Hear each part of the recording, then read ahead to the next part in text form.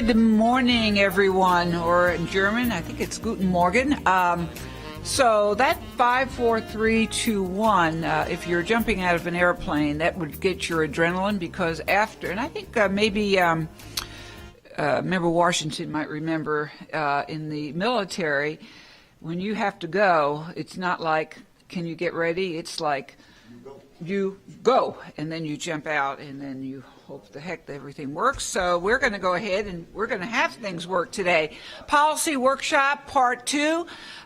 We are having Member Perez online. Member Snively will be here momentarily, as will Member Hahn.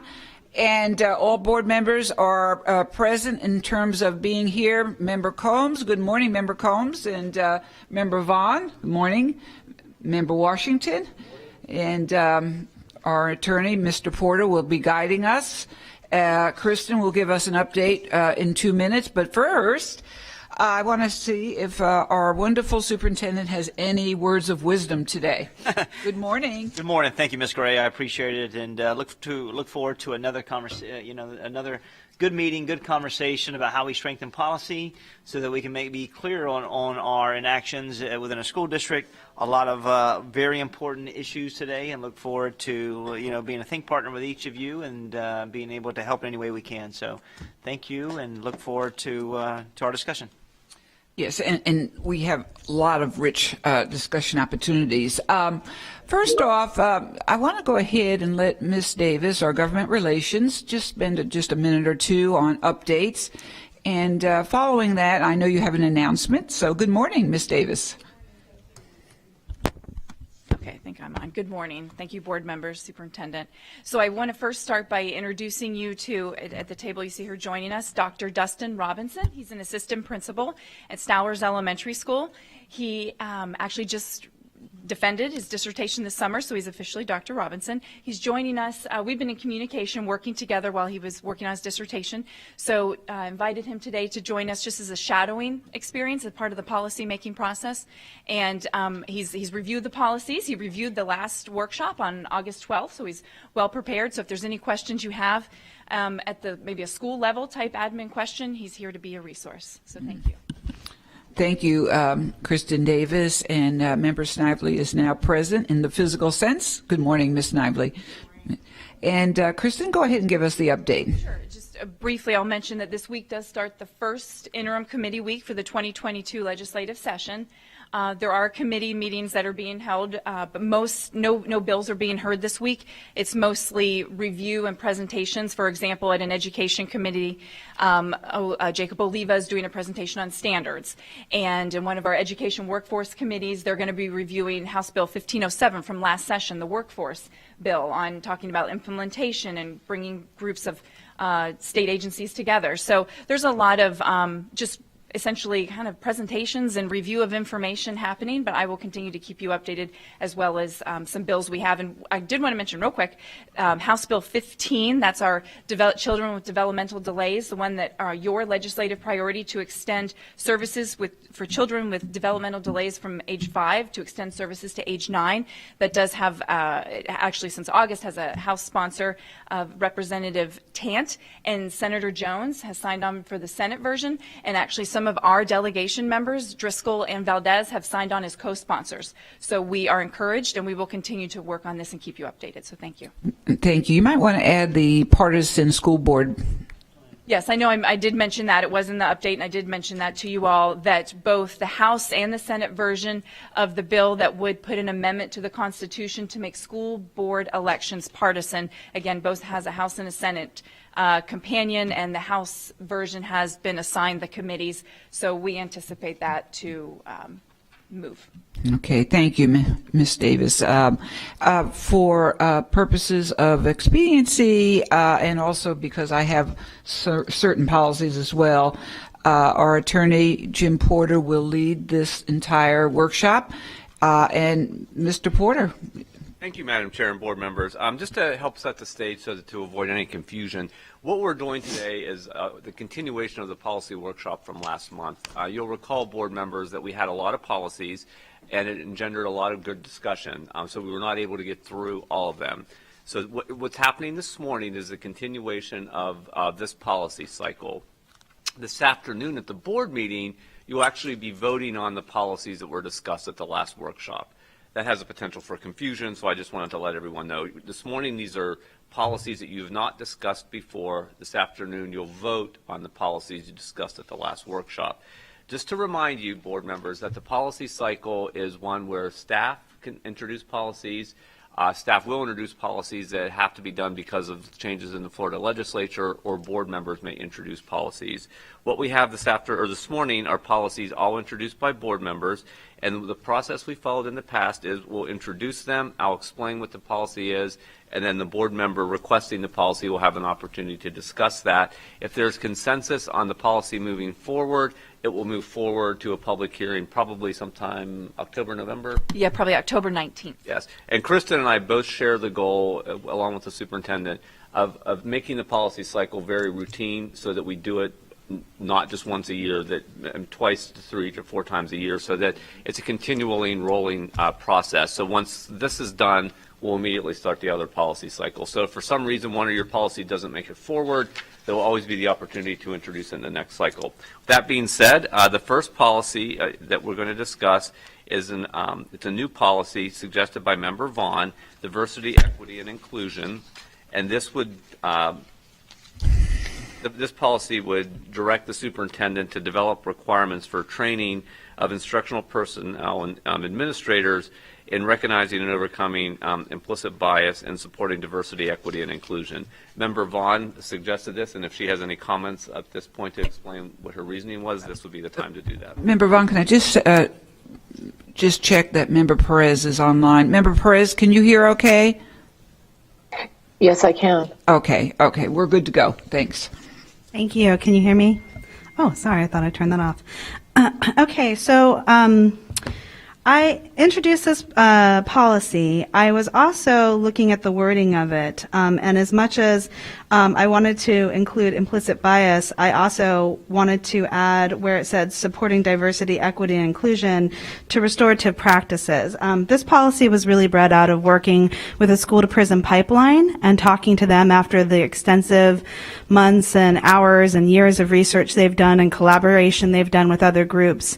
And when I asked them to identify on the school-to-prison pipeline, something that they think would have an immediate impact, their answer was to make sure that our teachers are, number one, trained in the restorative practices that are laden throughout our strategic plan and our student code of conduct, to make sure that we're not just talking about that practice, but we're actually giving teachers the training that they need, as well as the implicit bias training, to make sure that teachers don't have any cultural or any bias that might affect how they interact with our students, to make sure we're giving them the most support. So after identifying those two trainings as what they feel would be a great help in stopping the school-to-prison pipeline, I agreed to help champion this policy for them. Oh, thank you. Well, actually, Mr. Porter, you're in charge. I want to make sure I have the right page. It's 2260.04. Okay, I'm just looking for the training in here. I see the third paragraph. Okay, so, Mr. Porter? So that's the reasoning for it, and now would be an appropriate time for any board discussion. And if staff wanted to introduce any comments at this point, maybe we should hear from them first. So, Mr. Good morning, board. I'm going to have Ms. Jamelia Jackson, our executive director, just talk a little bit about what we're doing currently around implicit bias, and then any questions from there, we can answer that. Good morning. Currently, we offer a 3-hour implicit bias training for all of our administrators and our teachers. Starting this year, this particular training is actually required for our new teachers.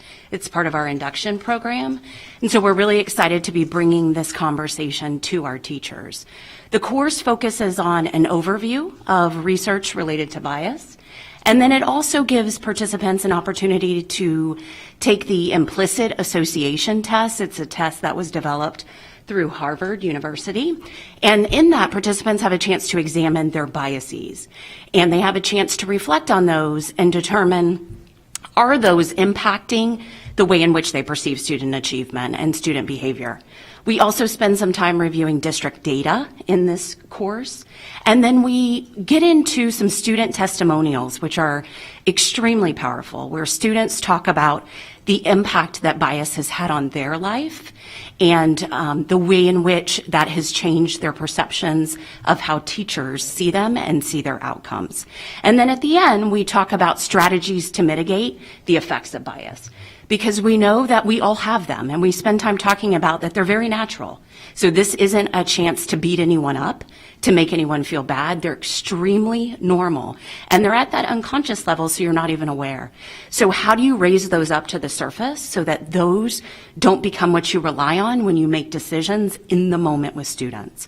So that's the course that we have right now.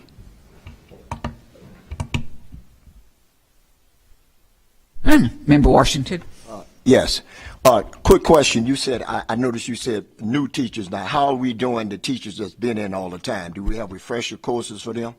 So great question, Mr. Washington. We have a course that's open. We offer it district-wide, as well as we offer it at the school site level. So schools can request to have the training for their faculty. It is currently on a voluntary basis. So it is up to the school to decide that this is a topic that they want to engage in. Sometimes it comes from data. Sometimes it comes from students or teachers bringing it up. The only group right now that it's mandatory for are our new administrators, because it is part of the FLA pipeline, as well as it's required for our brand new teachers that are going through induction. So all districts are required to have a robust induction program that aligns with the Florida Educator Accomplished Practices. And one of the things that's included is this bias training. But this is the first year, so we're excited about that for our new teachers. So you're giving them an option, the schools an option, so that's not mandatory. It is not mandatory for experienced teachers. Currently, the only groups it's mandatory for are those that are wishing to enter the pipeline, so they're wishing to become an administrator, or are brand new teachers. Okay, thank you. And Mr. Washington, this policy would make it mandatory. Yes. I have. Ms. Gray? I want to thank you very much, and also Member Vaughn. Giselle, is your first name Giselle? I know you. Jamelia. Jamelia. Sorry. That's okay. But at any rate, implicit bias, it is very true, and it is occurring and has occurred for many, many years. Now, under Minerva Spano-Moro, we did do implicit bias training. I mean, I went to a few of the training already. And so it's already in place, although it does need to have a restart. So that's what I wanted to know. Are we already doing this? And then my second question goes to Superintendent Davis. Whenever we're starting to author policy, then it becomes incumbent on you to implement it, right? So I'm hearing that we're doing this already. I know that we have been doing it, but last year COVID subtracted that. Can you clarify? And then Superintendent Davis, just give your feelings on this situation. Go ahead. So we did rewrite the training last year. So although it was something that we developed a few years ago and then shared with the diversity office, there's a lot of new data that has come out around the topic of bias. So we did do a revamp last year. So it is a brand new training, brand new activities, brand new research. And so that started last year. Okay. And through that process, we are looking for feedback about how well that training is being implemented. Also working with CTA in that conversation. It would, this is nothing. We talked about whether or not this would have to be something that's bargaining for professional development. It would not be, and that we would have to have a plan for implementation. It would probably be the 3-hour training would have to take place during pre-planning as we launch the 22-23 school year. So I think the issue is mandatory versus not. Is that basically what we're looking at? Right. So it's mandatory for new teachers and new administrators. It's not mandatory for existing teachers. That's correct. This policy would make it mandatory for everyone. That would be the distinction. Also, can I add one other thing? I did want to see if I could amend this, as I mentioned, and I thought it would have it in it to talk about the restorative practices and make it kind of a two-piece module. So as they're learning the implicit bias, they really understand the concept of restorative practice, how we're implementing in that classroom, tools and techniques of what that look like. Because the feedback that I'm getting from actual classrooms is teachers don't know how to do restorative practice, they're not really utilizing it. They're not really equipped with the tools to be able to do it. So even though it's in a lot of our materials and it's kind of the forward facing of our district, it's not real. They don't really know how it works and how to use it.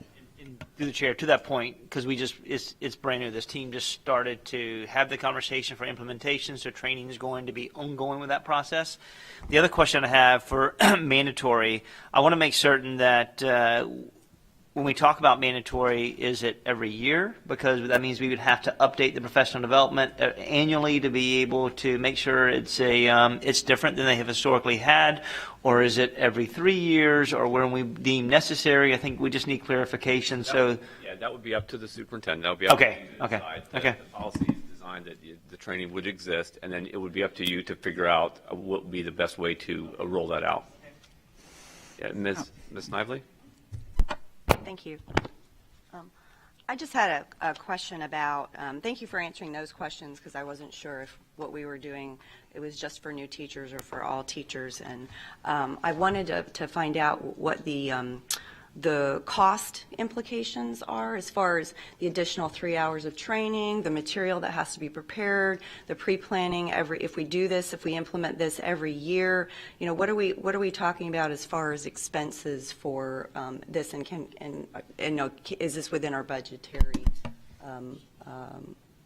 possibility? Yes, ma'am. I'll let Ms. Jackson kind of address that. If we use it during pre-planning, then openly we'll be taking time away from teachers either in classrooms or additional professional developments that we have to cover during that 6-period day. Anything outside of that, it will be an expense to that process, and I'll let Ms. Jackson speak to it.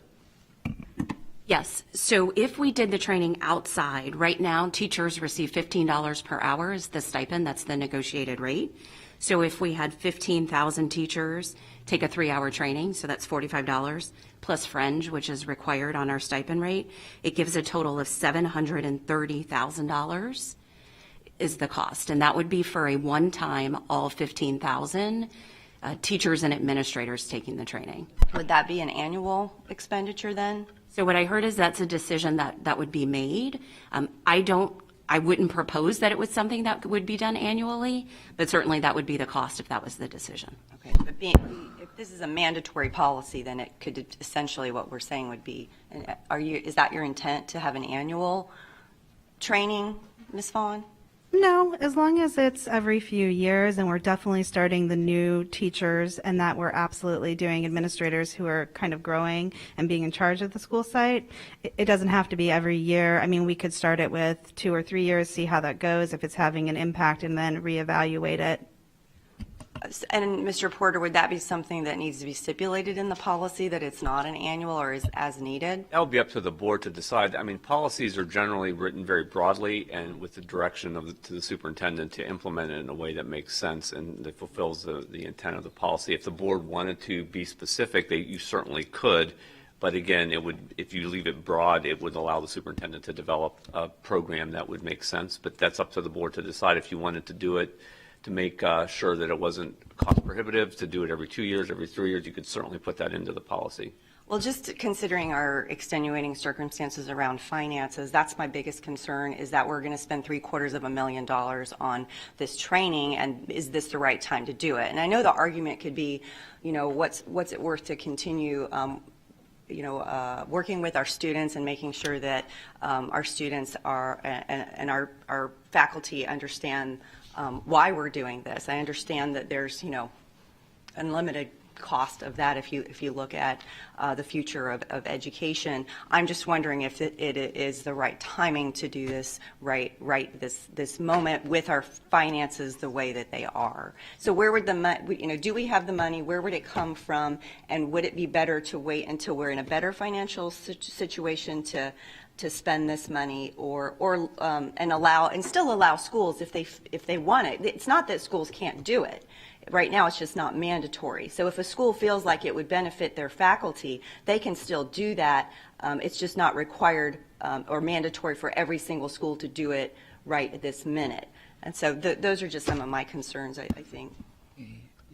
I think Superintendent Davis wants to say something. Yes, ma'am, through the chair. So I would say that at this particular time, that if the board agreed for this implementation, that we would set this up for 22-23 school year and being able to leverage pre-planning. That way that there's nothing outside of additional cost. We already have teachers there. However, there will be an additional cost for those who may not be able to attend on that particular day. So anything outside of that, there will be a cost to it. And we talked about $700,000. That's not inclusive of every employee, which you had additional 8,000 employees that we would also provide ongoing professional development as well. So I'd say during the summer and during pre-planning would be the window, and that we would do this in a 3-year implementation window, in everyone at once during the pre-planning in 22-23, every employee, and then anyone that's a brand new teacher or anyone that's new to the school district and through leadership pipeline, they would get that within those 3 years if they weren't exposed to it and during access during pre-planning. As a point of clarification, too, in the last 2 years since we've rewritten the course, we do have about 2,000 teachers that have completed the course with teachers that are currently in progress of completing it this year. So just to share that as well. So I believe Member Combs, Member Snively, are you all finished? Go ahead. Just one point of clarification. So I understand that it's not necessarily additional expense because we're absorbing another 3 hours. So my question is, what are we giving? What are the teachers having to give up for 3 hours that they're going to have to do this training now instead? And how do teachers feel about that? Yeah, so openly, they would, through the chair, they'd have to give up planning time. Actually, they wouldn't give up their planning time. Rob says no, and Johnny says no. It'd be the time that principals have during pre-planning. So that would be, going over whether it be analytics, school improvement process, anything articulation of what they're trying to focus on for the beginning of the school year. We would just have to take 3 hours away from that. So we just would have to plan with pre-planning professional development series with schools to make sure that's implemented. So it definitely could be concerning for time. Thank you. Thank you, Member Snively. Member Vaughn, you wanted to say something, and then we'll have Member Combs.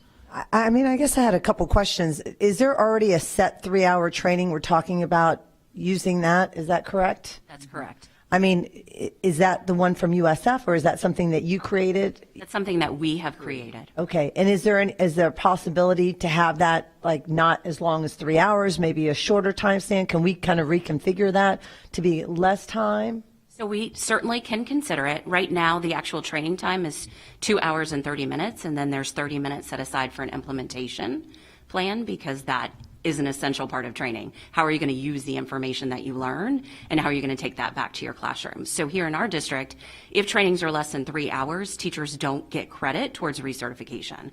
So we do feel like having that 3-hour mark is going to be important for teachers. Just wanted to add that. Okay.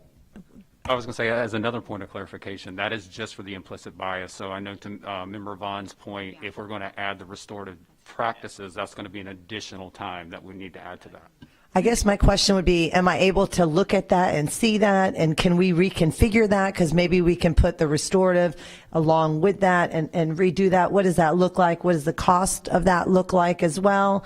And then, and how does the union feel about that, about creating that? I mean, I think that would be important as well. I think through the chair, as long as we don't take the time that's carved out in the collective bargaining agreement, I think they're good. Is that correct? Yeah, I mean, there are contractual times that we can actually implement these trainings, and our teachers are not adverse to having. You want to come up here? Sorry. Yeah, I think This is the El Presidente, Mr. Rob Creek, who's, you go right here, sir. You can see right here. You go. Donahue back in the day. Showing your age. I'm on mute. Good morning. Is it alive? Okay, Good morning. got it. Hey, good morning, everyone. So our teachers are not against having these trainings. As a matter of fact, they want more training that they could actually put to work with, in the classroom with their kids. And we're confident that Ms. Jackson can put together something that the teachers are going to be able to sink their teeth into and be able to use. So we're looking for the best route to have our teachers get this training. There are many different ways. If we're going to look at pre-planning time, the contract says that teachers get 21 hours to plan for their school year, prepare their classroom, get ready. The other hours that we have are up to administrators in the district to figure out what do our teachers need the most during that time. If we agree that this is one of the most important things that our teachers need, then let's use that pre-planning time to implement this 3-hour training. Now, if we think it's more important to do before we even get to pre-planning next year, we still have contractual time that we can make that happen. Every school has their faculty meeting every Tuesday. Today is faculty meeting day across our district. If our administrators feel like this is important enough, they could segment out different sections of their faculty meetings each and every Tuesday to reach the however many hours this training will be so that our teachers are trained. Additionally, we have early release day, one of which is saved for an hour for these trainings and things of this nature. Often we're using it for our, PLCs and our collaborative work that we do with our grade level teachers together. But if we think that this is important, we should use those Mondays so that way we have one Monday a month that we could implement this training and use the next 3 or 4 months to get that kind of delivered to all of our teachers. So there are different routes to get there that aren't necessarily so costly if you want to look at it in the bubble of teachers doing it outside of their hours. But we need to also be very conscious that our teachers' plates are very, very full right now, as full as they've ever been in the history of public education. So let's be sensitive to that as we make this plan going forward, which is something that I agree is highly needed in today's world and for our teachers. Are there questions for me? I have, oops, am I recognized? Yeah, I have a few points right now because I'm getting nervous. First of all, I don't like the word mandatory when it comes to our teachers because the teachers are overloaded. I also don't like the fact that we already have something in place, and why are we making it needs to be done. Well, it's very important, but are we forcing teachers who may not agree with implicit? I'm just saying, whenever you force people to say you must, they might double down and actually go the opposite way. So mandatory for teachers, mandatory, the actual word, we have to be careful in policy. And Superintendent Davis, you've been very gratuitous. You've been very gracious and you're accommodating, which is a good thing. And Rob, you're doing it also, Mr. Crete. But I personally, as an educator, don't want to be told that I must have this. Cost-wise, I understand, and that's a very good point, Member Snively. Now, restorative practices, every year we modify, add restorative practices. How can we put restorative practices when we know the 7 Mindsets, the PBIS, the House Academy, all these programs, they're going to change. So you have to be careful with those words in a policy. And it has to be, to your point, Mr. Porter, it should be, I don't want to say vague, but it should be broad. And whenever you start saying mandatory, that ends the broadness. Or whenever you use descriptors like restorative practices, that ends the broad. That's my feeling, and I'll look forward to hearing from the rest of the board members. Mr. Porter will recognize you. I think Ms. Vaughn is next. Thank you. Well, I hear the concerns as far as price is concerned, how we're going to implement it. I hear your concerns, Member Gray, about mandatory, but I want to say that, number one, if there's a disconnect between our award-winning equity policy, if our entire strategic plan is laden with information that would connect to these two things, if it's in our student code of conduct, if everything is coming out of our district is aimed towards making sure that we're focusing on equity and equality and giving our teachers and our staff members the tools that they need to support what's coming out of our district policy, our strategic plan. This should be a priority when we're talking about things. If we've looked at the presentation that we got in our last workshop from Shay McCrae, where she talked about what helped pull our schools, our failing schools, which we constantly talk about as a priority, up. One of the largest pieces was the restorative practices piece, which I even said, can we survey what we're getting out of that and why it's successful?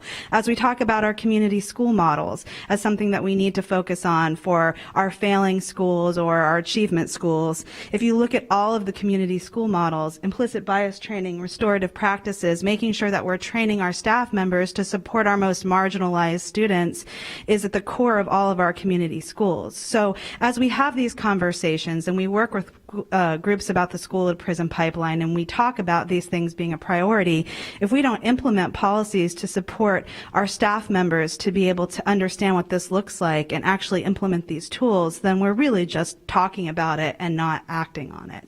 And that's my thought process behind these I'm policies. just against the word mandatory and restorative practices. Washington is next. And Ms. Snively? Thank you.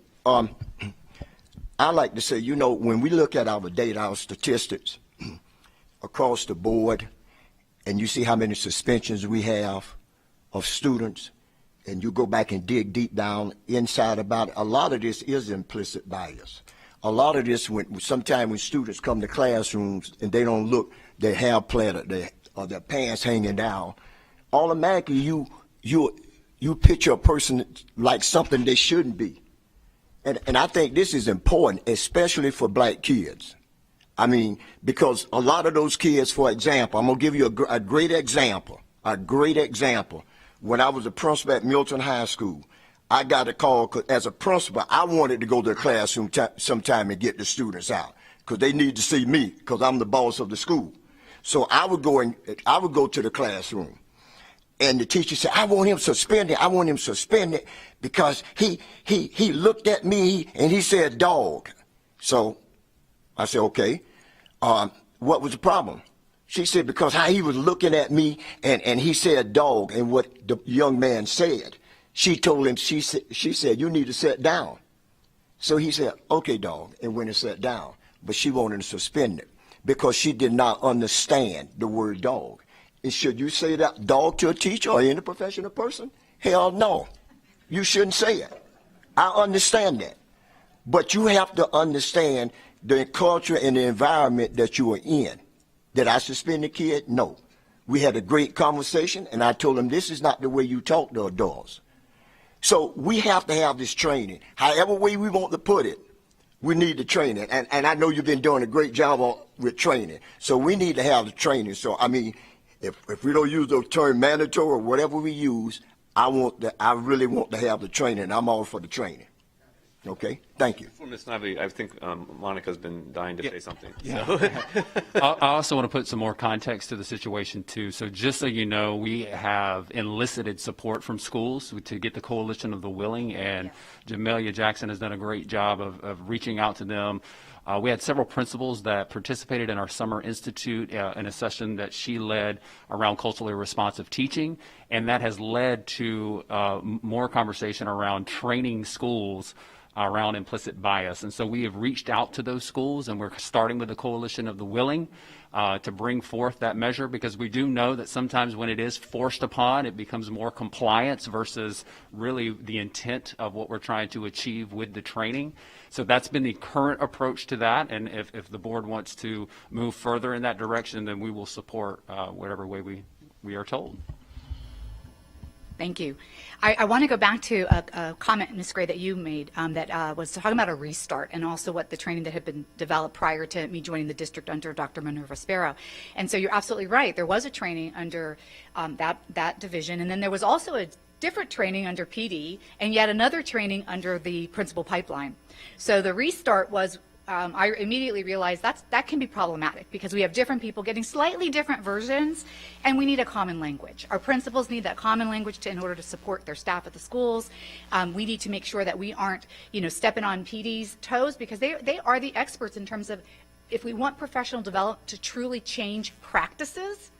And we don't want this to be a compliance training. Sorry, I'm not using the mic. We don't want this to be a compliance training. We're just checking a box, of course. We want this to be something that folks are really reflecting and considering, how is this going to change the way I interact with even my colleagues, not just students. So anyhow, so there was a restart, refreshed, and I feel really confident that we are now fully aligned, so that, I'm sitting here cheering on Jamelia, and then everything that's going under Teresa Campbell and Ms. Bay's area in terms of our future leader academies and our principal leader pipeline, it's all now aligned, common language, and we're all moving towards the same direction. So I just want to give that context. It didn't disappear. It was restarted, just like you asked. Thank you. Snively? Thanks. And then Ms. Perez is next. Thank you. So I think that I understand Mr. Washington's concerns, and wanted to reassure him that the training does exist. and it has existed, and it's been implemented, and it's available, and it's being implemented with brand new teachers. I think the issue which Ms. Gray mentioned was the mandatory or compliance issue around it. And I think that's the concern I have with making it mandatory or making it compliance. I agree that there needs to be more diversity and cultural diversity training, or continue to have cultural and diversity training, inclusion training. I would like to see the training. How do you make it available? Can the public see it, especially if this ends up moving forward? I want to make sure that the public can see what type of training that we're talking about, so that they can have input as well as far as the content of the training. And I would really like to see from the teachers. I want to hear from the teachers about this. How do they, what do they think about this particular training, this additional training, one more thing added to their plate? I am concerned about us overwhelming the teachers. And from the teachers that have approached me about what the additional training needs to be, because there's obviously a lot of priorities we have in the district, and I understand the connection we want to make to the strategic plan. So it's not that we're not doing any of this, but that we support it. The training that I hear most about, that teachers have approached me about, is classroom management, if you want to call it restorative practices or classroom management, whatever you'd like to call it. But that is where they're struggling the most. So what do we have, not to change the topic completely, but what do we have in place for helping teachers manage the classroom, as far as continuous professional development for that? And is there a way that we could survey the teachers to see what do they think is the most important type of training that they should have? If we're going to mandate training or make it compliance training, what do they think is going to have the biggest impact on their classroom, if it's this, or if it's restorative practices or classroom management? And I can let Jamelia talk specifically around some of the training. We offer a multitude of training. If I could hit pause for a second. Okay, we need to be careful. We're on a policy cycle about a specific policy. I think you have a right to ask that question. We want to make sure we stay focused on this policy. This is the first one. We spent a half an hour on it so far. And so just for time management purposes, I think it's a good discussion, but we really do need to focus on whether you want to put this policy forward or not. And we have Ms. Snively, and then we have Ms. Perez, Ms. Vaughn, and then Ms. Combs, and then we probably need to come to some sort of decision on what to do. Go ahead. Yeah.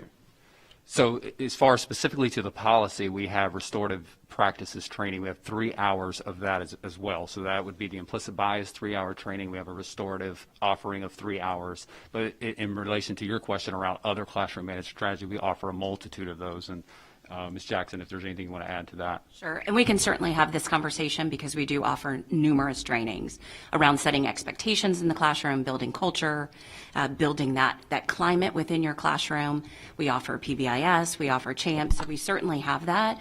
And then we also try to look at the data that comes from evaluations and observations to support the kinds of courses that we offer, because that was one of the things that you said, are we looking at what teachers need? And so if we see that we're noticing that in domain 2, that our teachers are struggling in those areas, we tend to offer more. But every year, every month, there are classroom management options available for teachers.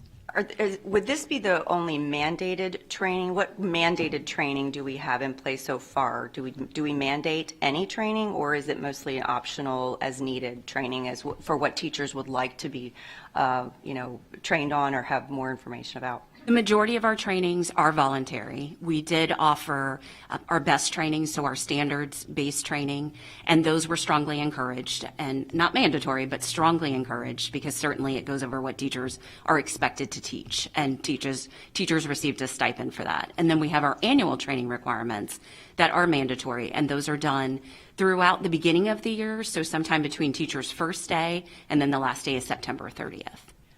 I'm not totally comfortable moving forward without having a little bit more information about that. Because I'd like to see what's already required of teachers before moving on to add something else, to mandate something else to teachers. So that's where I stand right now. I understand the importance of it, but I'm not comfortable moving forward. Just at this time, maybe a little bit more work with staff, a little bit more work with the HCTA before we can move forward. I'm glad there's something in place right now already. I'm not comfortable mandating it until I have a little bit more information about what we are already requiring for teachers to do and what's available to them. So thank you.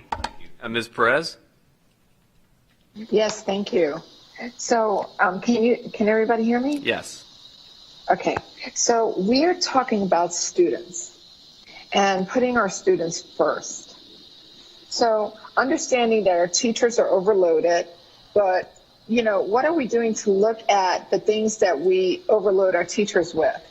Can we take a look at the other things and maybe take some of those things off the table? But, we're witnessing an increase in issues in our schools, especially with our children and our students of Black and Hispanic, demonstrating the need for this not to be optional, but for this to be a yearly training for all the teachers. Given the worldwide movement for education on diversity, equality, and inclusion, especially right now during these times, on how COVID-19 has highlighted disparity issues in many of our communities recently. Our students, our Black and Hispanic students of low income, are continuously profiled, and training on a yearly basis is a must. It should not be an option. As a medical provider, we have a tremendous burden on us, especially during the current time. But we have mandatory training on a yearly basis. And this, to complete. And this training, it refreshes and reminds us not only of the care that we provide, but of these points that we may forget, given the stress that we find ourselves under. So, the union has provided us with options in order to provide this vital training to this district. And I suggest that we look at these options that, Mr. Crete had just brought out to us, and also look at the other trainings that our staff have to take during the year, and readdress those trainings, because this training for our students is vital for them, and they're in our schools on a daily basis more than they're at home, and I feel that it's a needed training. Okay, thank you. Member Combs? Thank you, Mr. Porter. Well, I definitely believe that we need this policy, but what does that look like? Because I personally, I need more information. Like, I need to actually see the training, and I'd like to see what that looks like. I would like to see an overlap of restorative practices. Just to pass a policy that we said we have a policy, and just to enact a training for 3 hours, that could be like a teacher might see that. It might be negative. It might be like, okay, we're doing 3 hours on implicit bias. What about the restorative practices? So I definitely think it's 100% needed, but I also need to see what it looks like before I pass a policy. I need to see what that implicit bias training looks like. I need to see what a restorative practice training looks like together. I would love to see it piloted at a school, get feedback from the teachers to see, hey, this really helps me. It's going to help me make sure there's restorative practice. It helps me realize if I did have bias and make sure I don't have implicit bias. I think instead of just throwing something there, we need to make sure we're very intentional and we're very practical. I know we have an assistant principal here. I know that teachers are overloaded, and so if we're going to do a 3-hour mandatory training, it has to be really impactful. So just because if we have a training that's already there that doesn't include restorative practices, then what does that mean? What does that look like? So I think we can't push a policy until we know what the training looks like, and we do some pilots and look at that and get feedback, and then we do that. Because I feel like if we're just passing a policy to say what we're not doing implicit bias, and then we're doing this entire district training, and maybe it's not that effective, or we haven't added a restorative practices along with it. Or maybe for different schools, we may have to modify the training because that bias may be different out in Plant City as is in Central Champa or as in Odessa. Those types of training might have to be different based on the school, not just also based on the age of children. It might be the training might be different in elementary compared to middle, compared to high school, based on the needs of those schools. So I think the policy is definitely needed. I think it's important, but I think we really need to think hard about a mandatory training and what that looks like across the district. Thank you. Member Gray? No. Superintendent Davis, did you want to insert? Yes, ma'am. So through the chair, and I'm sorry, thank you. I do believe it's a good conversation. I do believe this training is beneficial for every one of our employees. I do believe that we could incorporate restorative practice. I also agree with that the board should really have an opportunity to dive deep into this training to better understand it. And then that way, and give feedback about how we can incorporate restorative practice, and if there's any adjustments that need to be made, and if there's a different model with the University of South Florida or any other elements that we want to include and bring in, then we make a sound decision. I also agree with the fact that you get one chance to make this a reality, and to the point then in the exemplar that Mr. Member Washington made, those are realities that happen in the classrooms all the time. So better understanding the students in which we serve to be able to make certain that we remove any type of labels and really concentrate on better understanding the learning. So from my side, I'm willing to create homework, get the homework and provide accessibility to each of you. If we want to be able to better understand what the training is, whether we interact with it, go through it, get feedback to it, and then make a decision, then I'm fine with it as well. But I do believe it's important. Ms. Gray? Yeah, and there's no there's no one in this room that disagrees that this is critical. And Member Perez, this is in respect for what you're saying as well. It is critical. It has been critical maybe previous years, but maybe even more now. So thank you, Member Vaughn, and I thanked you before for bringing this up. I also will say the only discomfort I have is, again, mandatory, and the other word is restorative practices. But the bigger picture is new board members, with all due respect, you have not been involved yet in the trainings. You have to see what we have. To Member Combs' point, how can we change a policy when you haven't experienced the actual implicit bias training or the PBIS at USF or the House, the Ron Clark, all the ingredients that make up that would add to reduce implicit bias, those need to be experienced by the board members so you know. So I can't help but say this is, I'm not arguing about the policy at all. And thank you, Superintendent Davis. Again, this is very good. And Ms. Jackson, of course, you're going to do a good job, and I want every board member to be part of it. But I don't want this move forward with the word mandatory until board members really know what we have in the first place.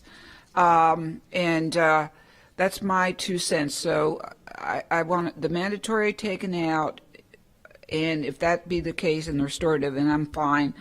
But that's where I stand. Ms. Vaughn, do you want to wrap this up? And then I have a comment to make to maybe move us forward. First of all, I'd like to ask Dr. Vera Tirada. Sorry, my brain is tired today. I usually just call her Monica. I've got to get that last name right. Do you feel with it not being mandatory, because as we're stating right now, it's optional. And again, the feedback that I'm getting is with it being optional, it's not necessarily being carried out, and there's inconsistencies within our district. Also, I have concerns that with it being optional, as Member Gray had brought up, the people who might be the most resistant to this training might be the people who need it the most when we're talking about implicit bias. I do agree that it would be great for the board to be able to see this, but we have a plethora of trainings that we don't see that we approve, that we don't actually engage with. And from my understanding of the board's role, it's to set policies, and then the superintendent is in charge of implementing those. And we trust the superintendent and his staff and his team to come up with the best plan, the best training, the best way to work with CTA. That I have never seen the board be so interested in micromanaging policies at this level before, so I'm surprised at that. But I'd love to get some feedback from Monica as the person who's in charge of equity diversity, of whether or not mandatory would be helpful in this. And then finally, I just want to understand that there is a lag time between whether we move this policy out of this workshop and whether we vote on it again. We're not voting on it today, so moving it ahead gives us time to tweak it before it comes back to us for a vote. That's clear, right? Let's could you answer the question? I think we do need to, we spent 15 minutes on this, and we have many more policies to go, so it's very important, but you also have other policies. So thank you for the question, but I do have to say that's really an opinion-based question, right? You're asking for my opinion. And you know, Jamelia and I have discussed any kind of training that you make mandatory, and to several members' points, it could actually, you know, create, and even if people would have normally loved the training and asked for the training, just because it's, you know, you get pushback on that. What we are doing anyway is moving forward with a strong encouragement process right now, and we're really encouraged by how many folks are doing that. It is in the strategic plan, and you know, we want to continue to promote that and support that, and we're hoping that within 3 years all employees will be trained, and hopefully all 3 years it'll be completely voluntary. Whether or not you get to a point as a board that you say, you know, we probably need to make this mandatory in some cases or for specific situations, and you know, but truly that's my personal opinion. Of course, I serve at the will of the superintendent and the board, so thank you. So board members, what I've heard is almost all of you agree that this training is important, whether it's mandatory or voluntary is a matter of debate. The policy itself is probably seen positively. Some of you want more information. Some of you need to see what the training is. So I think you have a couple options at this point. As Ms. Vaughn said, you're not voting on this today. You'd vote on it at a public hearing, and at that time, between that time, now and that time, you could be presented with the information you've requested. That's option number one, move it forward. Option number two would be to put this into the next policy cycle, and in the meantime, have a full workshop on this, so that it doesn't take up an entire policy cycle, and that you could actually see what the training looks like. You could have more input from the teachers. You could have more input from staff. So those, or you could just kill it today. Those are your three options. Allow it to move forward with the understanding that you're going to get more information before the vote, number one. Number two, continue it to the next policy cycle, which will start very soon, and have a full workshop on this, so that you can understand it, or number three, just kill it outright. And I think we just need some consensus on that so that we can move forward. And Ms. Vaughn is the author of this. I would start with you to see what your thoughts were. So my concern is we've had some challenges with this policy cycle, so I don't want to drag it out. Obviously, I'm for number one. Okay. So that would take it to the public hearing. Mr. Washington? For number two. Number two is to have the workshop. Ms. Gray? I think the workshop, because we can incorporate a lot more into a workshop. Ms. Snively? I'd be amenable to a workshop just so we can get additional feedback from our faculty. Ms. Combs? Number two as well. Ms. Perez? Number one. Okay. So again, it's not. It's basically 5 of you to 2 think the policy should stay alive, but we'll take it to the next cycle and have a workshop. And if that's okay with everyone, then we'll just move on. Okay? Thank you, Mr. Thank you, Porter. board members. The next policy is suggested by Member Snively. This is a revision to an existing policy, 2416, related to student privacy and parental access to information. So this is an existing policy that deals, again, with student privacy.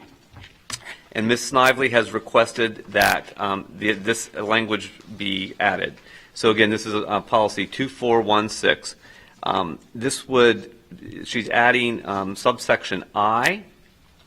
Any medical information, including but not limited to vaccinations and immunizations, as well as the use of medical equipment and medical devices.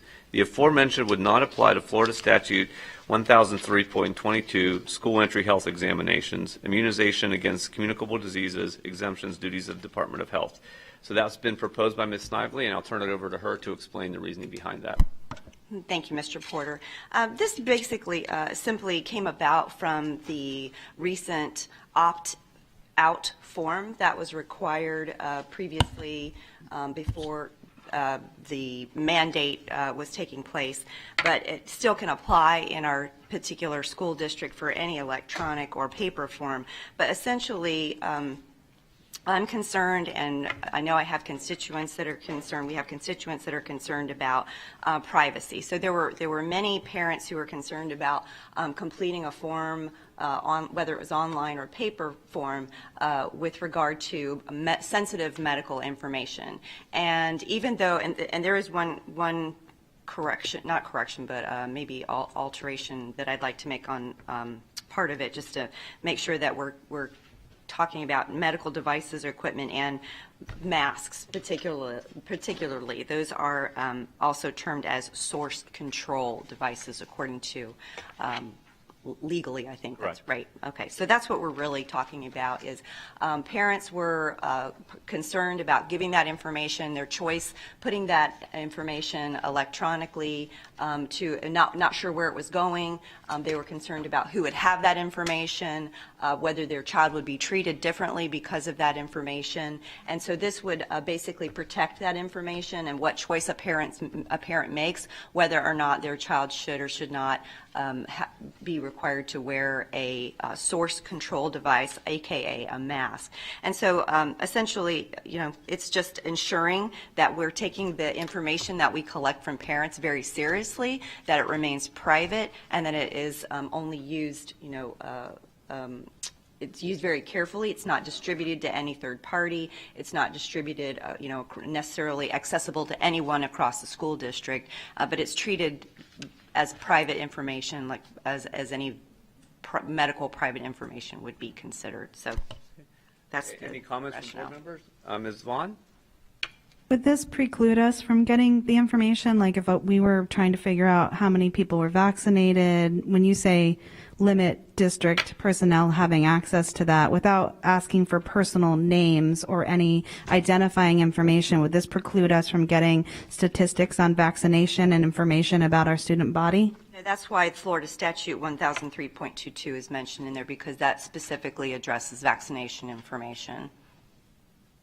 So the only difference that you see within this policy would be third-party people wouldn't have access to it? Or how do you see this changing what we have now specifically? So what one of the concerns was is how far down does this information need to go into the school district?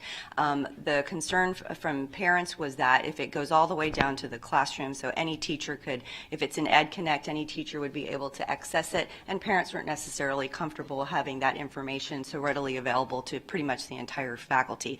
They were concerned that if it needs to go to an administrator in the school district and stop there, then that's fine, but they were not comfortable with it going all the way down to the classroom level. So that's where so with this concern was. When we have a list that teachers get of students who have opted out in mass so that they can with fidelity enforce or whatever ask students to wear masks, would this preclude that because they would be medical devices in an opt-out form? Would that mean teachers wouldn't have a list of students who had opted out and wouldn't know who has that opt-out and who doesn't? Yes, ma'am. So this teacher in which is impacted would have to have accessibility to that information just for information purposes.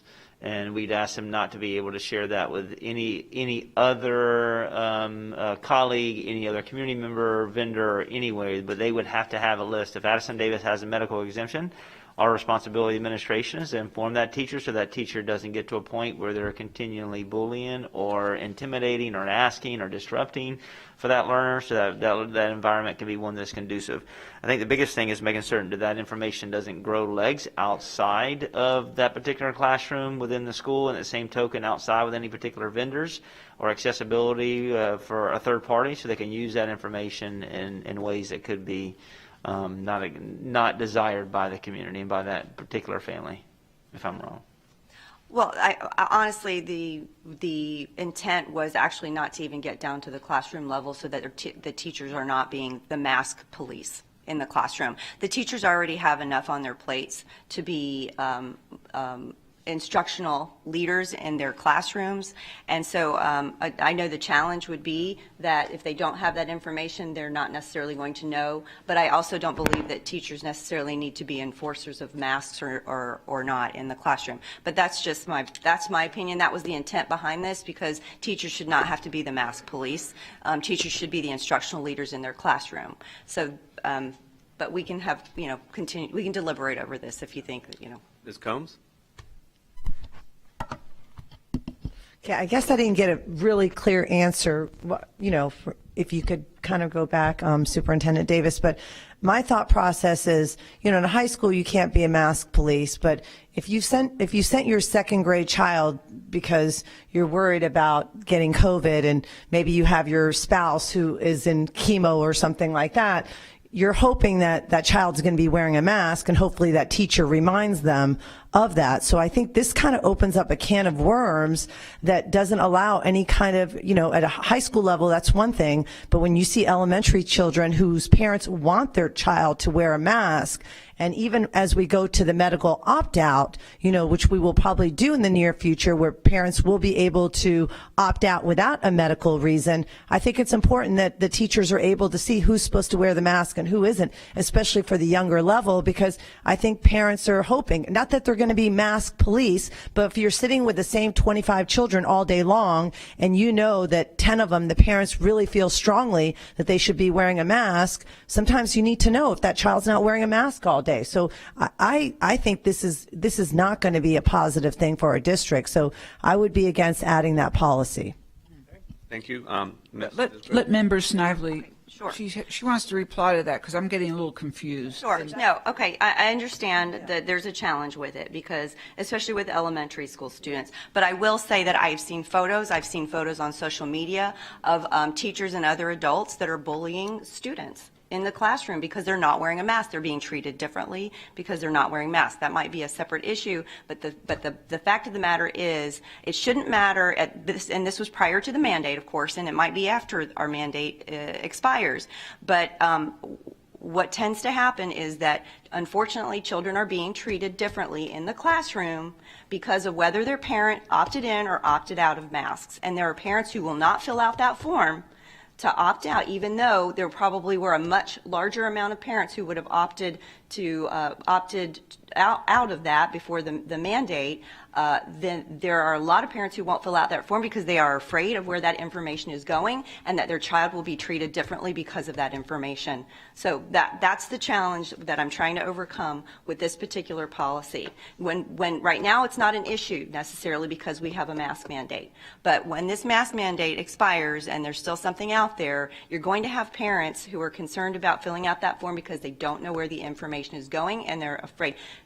So either we do something like this, or we do some other reassurance that, one, the information is secure, and two, their children are not going to be treated differently. Mr. Superintendent? Thank you, and Mr. Porter, to the chair. And I don't disagree related to prior to the mask implementation.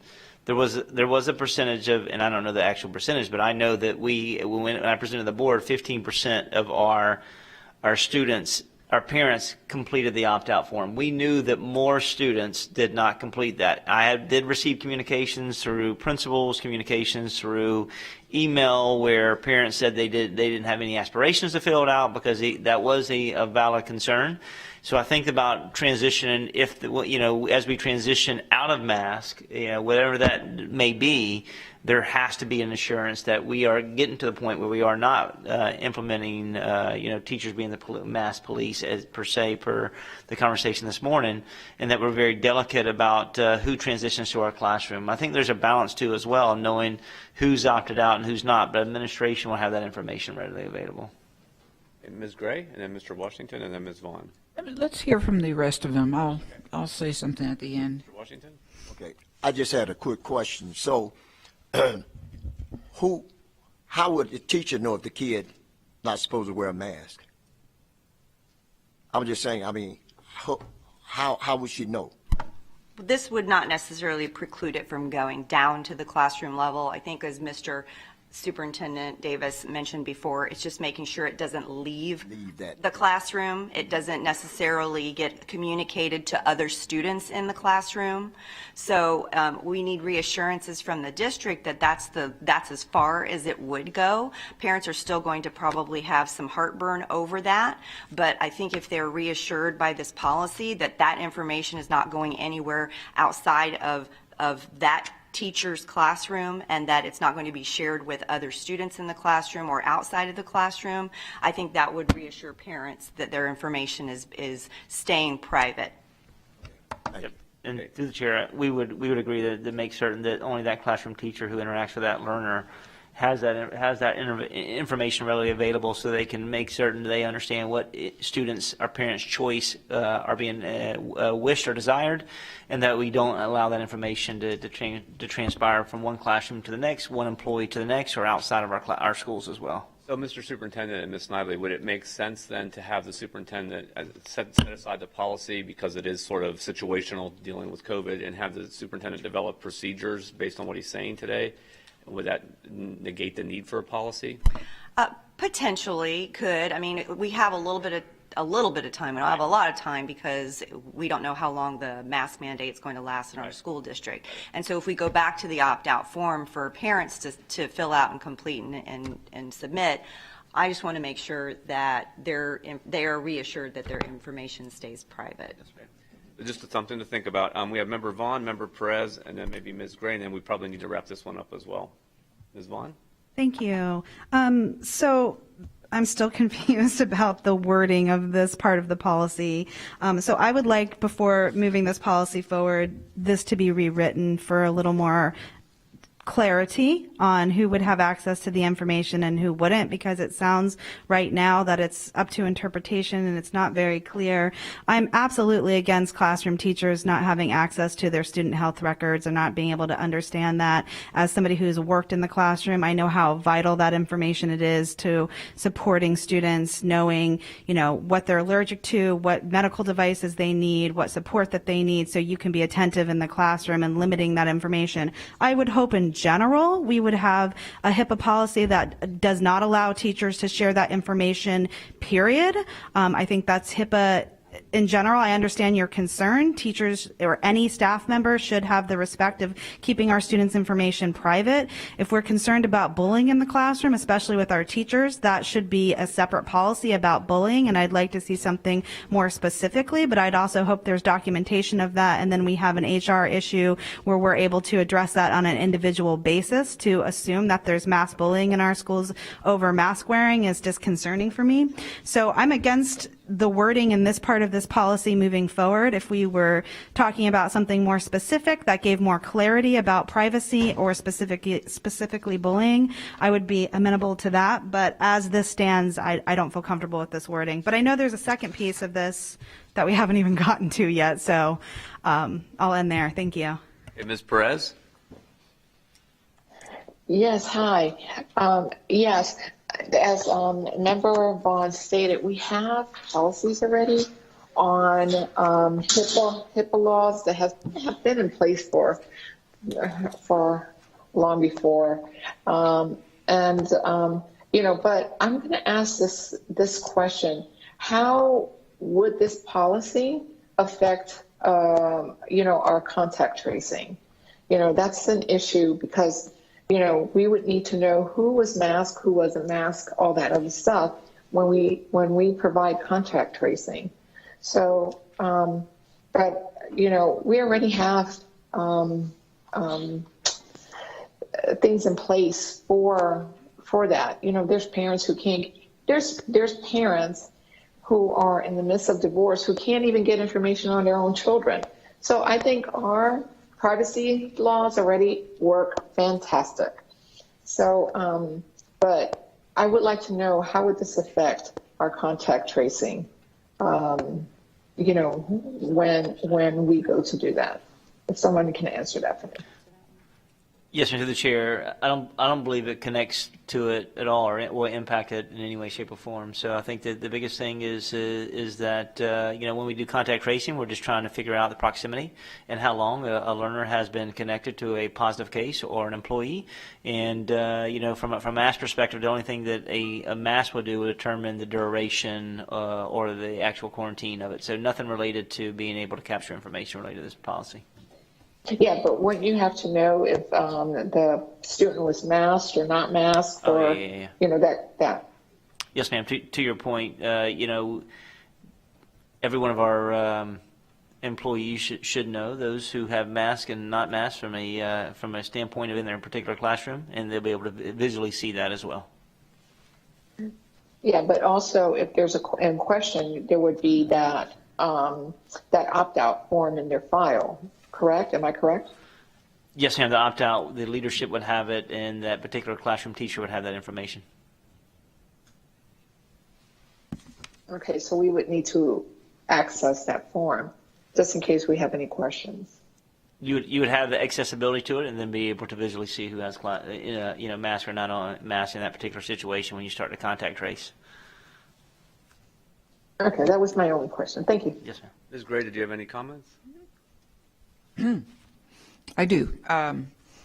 First, I do believe the intent of the revision is well said. I don't want, we shouldn't want, any of us want any information to leave the classroom walls that other folks can get a hold of.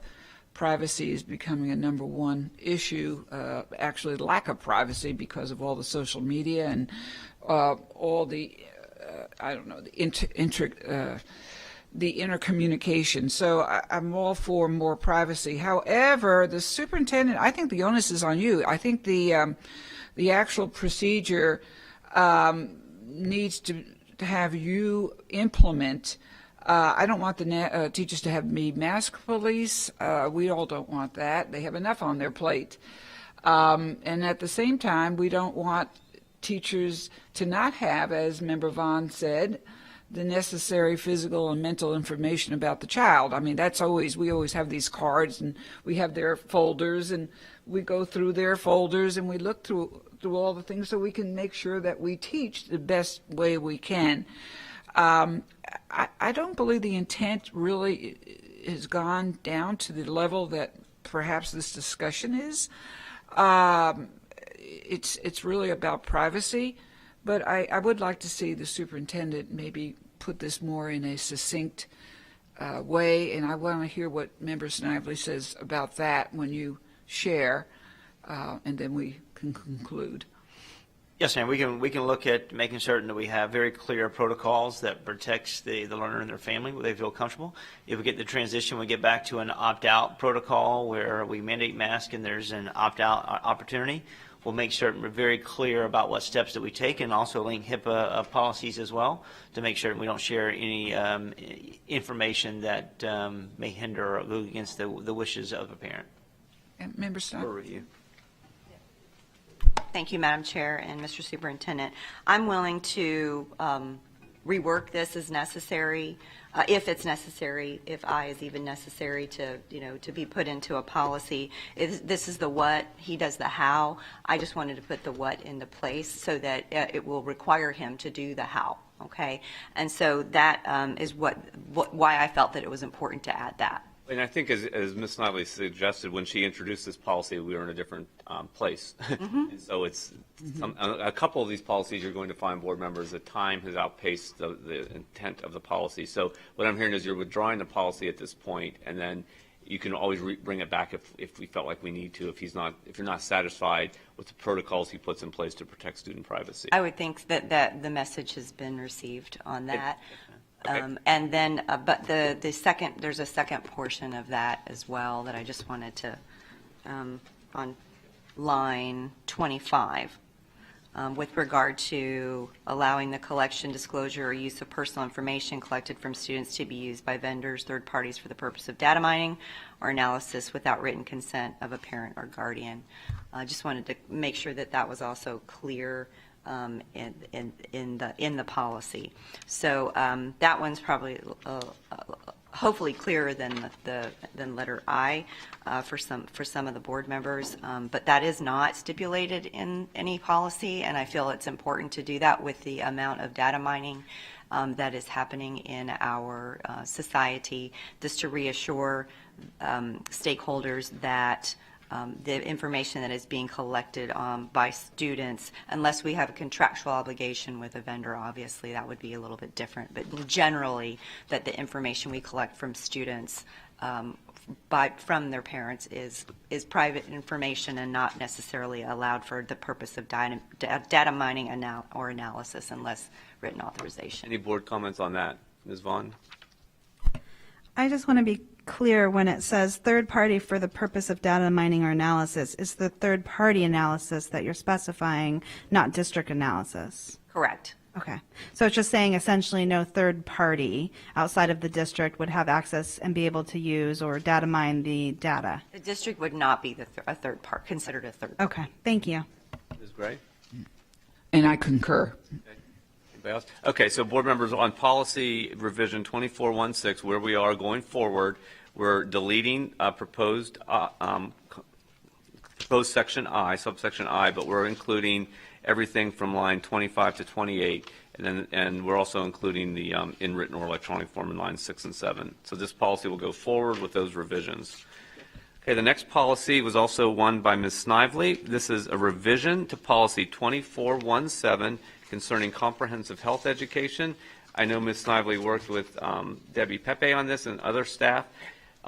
Basically, this would, let's see, so if you turn to that policy, again, it's policy 2417. Mr. Porter, can we have a break first? Sure. And then Okay, we'll be right back after these messages. 10:48, 5 minutes You'll have about or 500 push-ups. Okay. All right.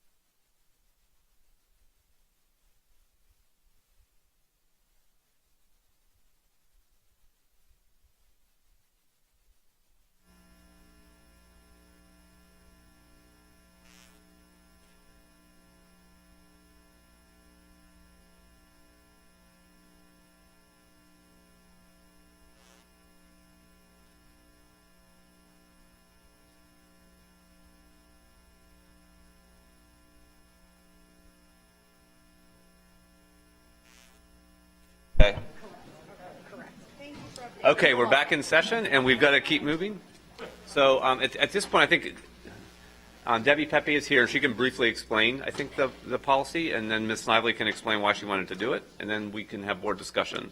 So this, just to refresh the board, this is a revision to policy 2417, comprehensive health education, proposed by Member Snively. My gosh. Oh, okay, I have to do both. And chew gum and other things. Okay.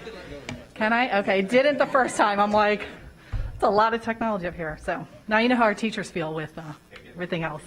Gotcha.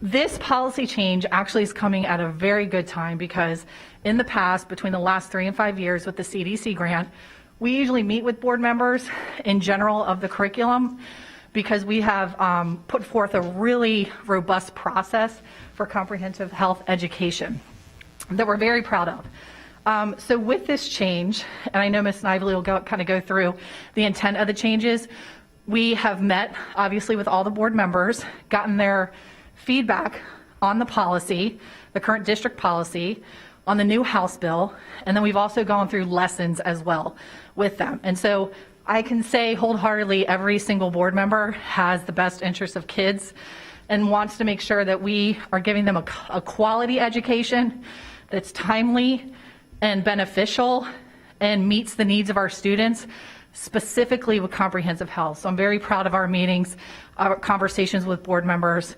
And so with that, obviously, Mrs. Snively was one of those meetings as well.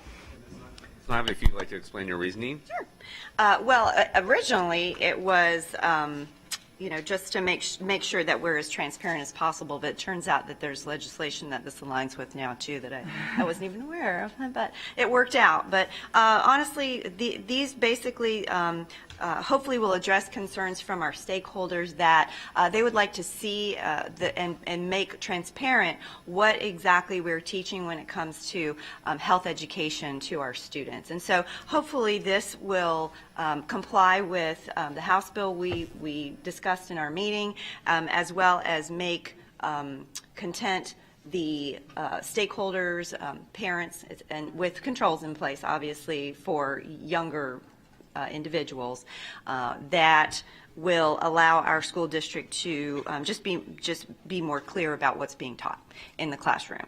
And so on line C, I took that particular addition out because it says the health benefits and side effects of contraception and condoms. I just struck and condoms because they are a contraceptive, so it was redundant. That's the only reason I took, well, the main reason I took that out is that that's redundant.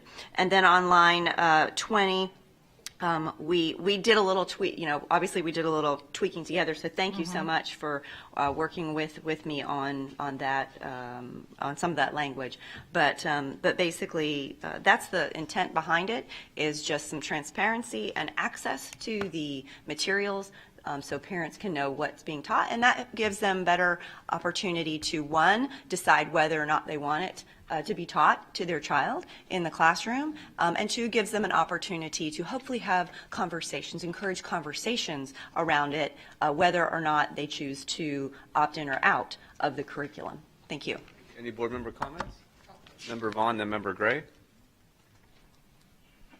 Thank you. Why was the word condom originally used as opposed to just leaving contraceptives? Is it because it also guards against disease and it's more than just a contraceptive, or why was it originally added as a side note?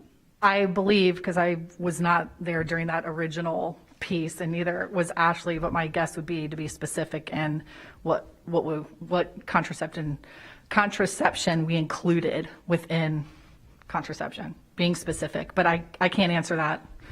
Okay. I'm sorry. So I'm fairly comfortable with the rest under your assurance that it just makes the information more accessible.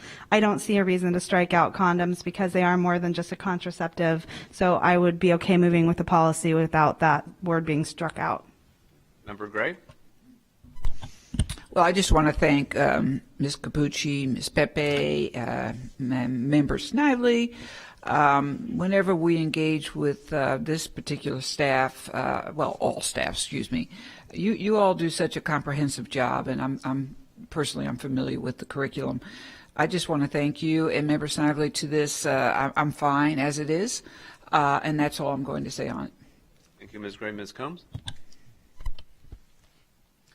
Thank you very much. I also would like to keep that word condoms, because when you think of contraception, you think of different contraception, and I think it's really important to think of condoms as well. The other point I want to make is I just want assurance, because we talked about this, is I think a lot of children in high school take Hope online, so I definitely would like to make sure that we have it online for Hope. If not, we move it to biology, because we know that everybody has to take a biology EOC. I want to make sure that at that critical age at high school, that every child is, unless they the parents fill out the opt-out form, that every child is receiving that, because I would think probably 60% of high school children, I would imagine, take Hope online. So I want to make sure that's available online. In the future, I'd like to see it in the biology class instead of Hope, but those are some things that I would like to make sure that we have, available. Thank you. So, Member Snively, the only issue seems to be the condom issue. Did you have any thoughts on that as the author of this? Well, I can understand, because it is more than contraception. It is a protective device. I don't know that there's any other protective device besides a condom, as far as STIs are concerned, and that is from our survey. Correct. That is an issue with our school district. Correct. So I would defer to you on that, if you believe that it applies to the survey, the CDC survey, if it should be included or should not be. I don't know the intent of the original policy either, because I wasn't here. I don't believe I was here when they voted on it the the way first time. it was written originally in the policy really helped us narrow down some of the content when we talk to students about condoms. And I think I've shared this before. I mean, there's research out there where students are using them, washing them out, and reusing them. So we want to make sure, and our data speaks to the condom usage. Again, it is a form of contraception. There are different contraceptives, but it is the biggest barrier method. And a lot of times with contraceptives, you have to use 2 in order for it to really be effective. So I won't go too much more into the education, but that might be why the previous policy was written the way it is, because it is more of a barrier method and not just my birth control works and I can't use anything else. You still can get pregnant, you still can get STDs. So. And I just concerned that A and C might contradict each other. If we're teaching abstinence as the only certain way to avoid pregnancy or sexually transmitted infections, including HIV and AIDS, is it contradictory to even use that in line C? I don't, from a legal perspective, it's not contradictory. Okay. They accomplish 2 different things. Okay. Then I'm fine keeping it in there. So we'll revise policy. The policy is, policy 2407 can go forward with the understanding that we will keep and condoms, which has previously been struck out. And can I also clarify that that's part of the curriculum as well? Right. And so that parents aren't going, oh my gosh, they're putting this into policy. It's already included. The instruction about contraceptions and protection like condoms are already in the curriculum. Correct. But the main reason we're creating this policy is to make sure parents know what's in the curriculum and it's available. Because originally you'd have to actually go to the school site to go ask to see what this curriculum looks like, and we want to make it easily accessible to parents so that they don't have to, especially during COVID, try and go to a school site and look at the curriculum, like physically look at the curriculum. So it will be available electronically to them, and that is part of the curriculum is protection from HIV, AIDS, and other sexually transmitted diseases. Okay, thank you, Member Snively. The next policy, don't go anywhere, because the next policy is driver's education, and that's been proposed by Board Member Vaughn. And this is a revised policy, policy 2432, driver's education. Ms. Vaughn has proposed adding this language: the superintendent shall develop procedures to ensure access to driver's education is equitable. And if Ms. Vaughn would like to explain her reasoning, and then we can also hear from staff and other board members. Thank you very much. This was just bred out of some concerns over the summer that there were parents in certain part of town who didn't have access to driver's ed. I know the superintendent explained that it is voluntary as far as recruiting trainers and teachers for that. However, it does create a disparity, so I don't know if it's possible to rotate teachers, but there were people in part of town who couldn't access it because there were no locations close to them. So I just wanted to make sure, as they had asked for a policy that would make it equitable, to make sure that we had equity in offering driver's ed around the county. Mr. Superintendent?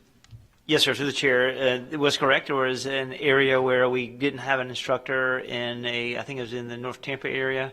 So we had to work back with staff to try to find someone to be able to do it. It's very difficult in the summer, especially after COVID, to be able to find additional teachers. Historically, we usually have teachers that are lining up to be able to do it. I think in the current situation, they were exhausted. We were able to be able to offer that in that particular region. I think it was a success. We do a really good job for equity related to those students who may not have the affordability to do it through driver's ed. It's around a $40 cost. I know that because my little one took it, and that caused maintenance and gasoline to be able to, for a learner to be able to interact. Any student that may have issues with that, we do have hardships. We do have scholarships to be able to waive that.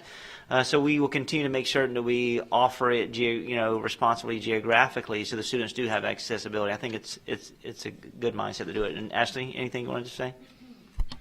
We also opened up another facility because we did have Cattell Conservatory requests, and so we did open up Strawberry Crest, and that was begging the teacher to do it. So that was just a really nice thank you. So we do have ways to work with our staff, but also just on the flip side, we share with Pinellas some of our lease agreements, so they take about 100 of our cars for their summer program. So we do that kind of sharing. So it does take from some of our locations where we normally could have those cars available and ready to go for a teacher. Any board member comments? I really have no comments. The only thing I would just say is I would turn my head and look at the superintendent, and as he has shared, if you're good with it, I mean, it's your name, the superintendent. I guess it would be the next superintendent also. Is this safe and is this doable? You're the implementer. Yes, Mr. the Chair. The biggest thing is making certain that if there's an issue, to articulate it. And Ms. Vaughn did that to make certain we have accessibility, and we just had to go and recruit a teacher. So we will do everything we can to make certain we have the instructor. If as long as we get the instructor, we can offer it as many places as we can for students to have it. So I personally don't have a problem with it because we're going to be equitable every day. Ms. Vaughn, did you have any comments? Yes, I really appreciate the superintendent being responsive when I had the request and meeting it. I just want to make sure future superintendents, and we have it in policy, so if it comes up, we have a policy that's regarding it. That's the only thing, just kind of safeguarding that responsiveness and making sure it's a priority going forward. Thank you. And we do have a subject matter expert sitting at the table today. Mr. Washington taught driver's ed. Yeah. We could have asked him to pick it up. Okay, board members, and this policy will go forward as written. Next policy was also authored by Member Vaughn. This is a revision to policy 5225, absence for religious holidays. So this policy that's in place now allows for excused absences for certain religious holidays that are listed. Rosh Hashanah, Yom Kippur, Passover, Ramadan, Good Friday, and others. What Ms. Vaughn is suggesting is that additionally, the 2 additional days be created that don't count as absences at all. So that goes to allowing students who want to achieve perfect attendance records, or that attendance matters to them, that they wouldn't have an unexcused absence on their record for religious holidays. So the language that is drafted, and I'll allow Ms. Vaughn to explain in more depth what her reasoning is, but the language that would be added is, additionally, the superintendent shall establish procedures to allow students 2 floating holidays to be used for religious holidays. Such floating holidays shall not be considered absences. So again, the existing policy allows excused absences. This would create 2 days that don't count as absences at all. And I'll turn it over to Ms. Vaughn to explain her reasoning. Thank you. Yeah, this policy was bred from when I was on the campaign trail. I met with special religious groups who are, one, not reflected. Their holidays are not reflected in here, such as, Hindu culture. Diwali is not reflected in here. There's a lot of other cultures that are not reflected. And their biggest concern was, it's, you can take the day off. We appreciate that if we need to. But many of these cultures or religions are very attached to the perfect attendance award. And they feel that it's not fair that we have these excused holidays and, people who want to celebrate those holidays don't get that counted against them and can still get the perfect attendance award. Whereas if they take 2 days for Diwali or another holiday, they're penalized and they lose out on that, and they feel that it's kind of a religious persecution. So they asked me to champion this policy back when I was running. So that's where this came from. Okay, any board member comments? Ms. Combs, Ms. Snively, Ms. Gray? I would be open to adding additional holidays for the religious holidays listing, but this week on Monday, we were on the Hispanic Forum, and one of the things that a lot of people are concerned about is the number of absences and the number of days that kids are out of school, the number of days that they're quarantined, the number of days that children miss, the amount of days of absenteeism. And so I am against adding an additional 2 floating holidays. I think if we want to add another list of holidays or have an open thing that says other holiday, if we want to add, Hindu holidays or other holidays, and then at the bottom of, letter K or any other holiday that is deemed religious, I think that would make sure that the children would have an excused holiday but would not allow an extra 2 floating holidays. I think our kids have missed so much school. The last thing that we need is to have 2 extra floating holidays, because I do think that a lot of families may end up using those unnecessarily. So I would be, I'm for the policy, but I want it revised, and I don't want the extra 2 floating holidays. Thank you, Ms. Combs. Ms. Snively and Ms. Gray? Ditto. Okay. Thank you for your pithiness. Ms. Gray? Actually, ditto, because the number one, and thank you, Member Combs, the number one factor to lead to student success is they must be in school. And then if you're going to pit one cultural group against another, who's to say, hey, you deserve this floating day, and hey, you don't. So you're really opening up a can of worms, and I know that's not the best saying. So I definitely would not want any additional days for many, many reasons. Thank you. Right. I think Mr. Washington has sort of a lot to say, but... Ditto. Thank you. Ms. Vaughn? So I'm unclear about what the reservation is. Are we saying that these holidays here are already an excused absence, that we don't want to add anything additionally to this? It doesn't matter if there are other religious groups that aren't included in this. Or are we saying you want to expand, we want to expand this list to maybe add a few more religious groups and holidays that are prevalent, but not count it as not an absence? I'm confused where the hesitance. Yeah, what I heard the board members say is that there's a concern about missing instructional days, so the not creating an excused absence would not be something they would support, but the board members seem to say that they would support expanding the religious holidays listed and also creating an opportunity for others that might not be thought of. So Hindu holidays, Diwali, for instance, is a good one to expand that list, but not, they would still be counted as excused absences. So if we leave it open to other, let's say, if we expanded a few things and we said, these religious holidays, and then we put an open other, how is that different than the policy being proposed? The policy, so they would still count as excused absences. You're I see. proposing a policy that they wouldn't count as absences at all. I see. So that's where the hesitancy comes from. So the kids could still be missing the days, and that's okay. We're just going to penalize them for the perfect attendance. Is that what I'm understanding?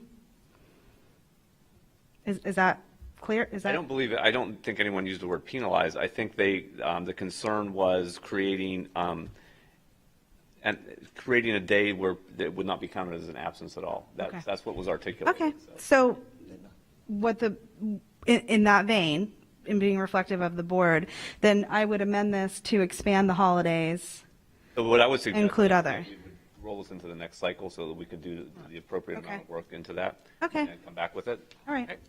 Okay, so that policy will not go forward as is, but it'll go into the next cycle with an amended list of religious holidays.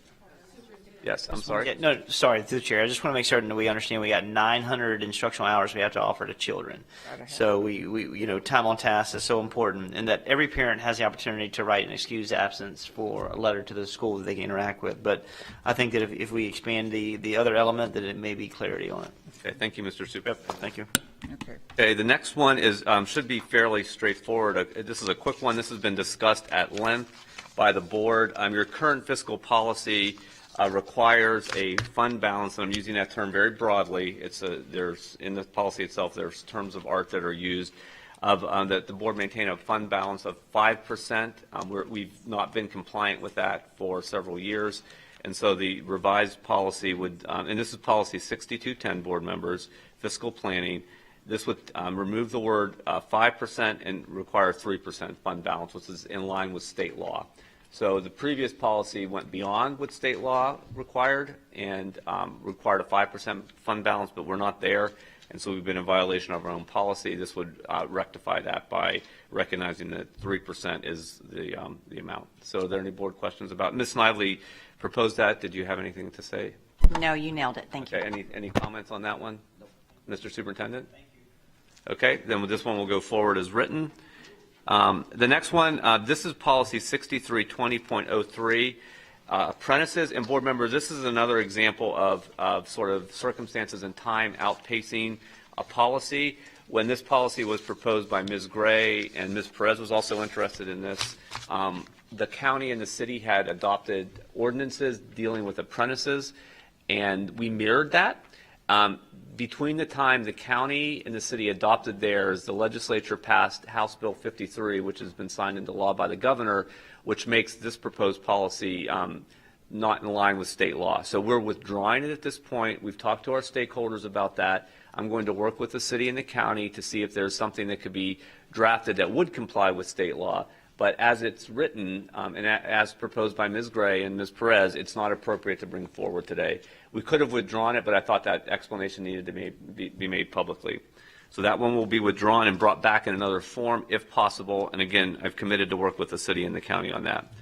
The next one, board members, is lobbyist activities. This is a revision suggested by Member Gray and Member Vaughn, 6321. Board members, you'll recall several years ago the district for the first time created a registry for lobbyists. It was modeled originally after the county's lobbyist registration, but the board members felt that it should go further and really mirror almost exactly the county. So we went back and looked at the county's regulations, and we took the language from the county's lobbying requirements and embedded it into your policy. So it just provides for more definitions and gives a little more clarity and a little more specificity about the project. So it's an existing policy that requires lobbyists to register. This just makes it more clear and more specific and is mirrored after the county, and that was done at the request of Chair Gray and Member Vaughn. So if either one of you have anything, Ms. Gray, did you want to make any comments? Ms. Vaughn? Well, I just thought it makes sense that we don't want to have vendor influences when we are involving ourselves with our own business. So the separation, and really clearly, I just wanted to be in line with the county commissioners, and if we're all on the same page, I think the delineation of our school board being involved with vendors is clearly replicated not only in our own school board rules or policies, but also county commissioners, and so that's really what's going on this one. Thank you. Ms. Vaughn, you also requested this. Thank you. I think in the vein of Member Snively's sex education policy, it's all about making information as accessible to the public as possible, as being transparent as possible. We've had several board meetings where constituents have specifically asked for this. I think they want as much clarity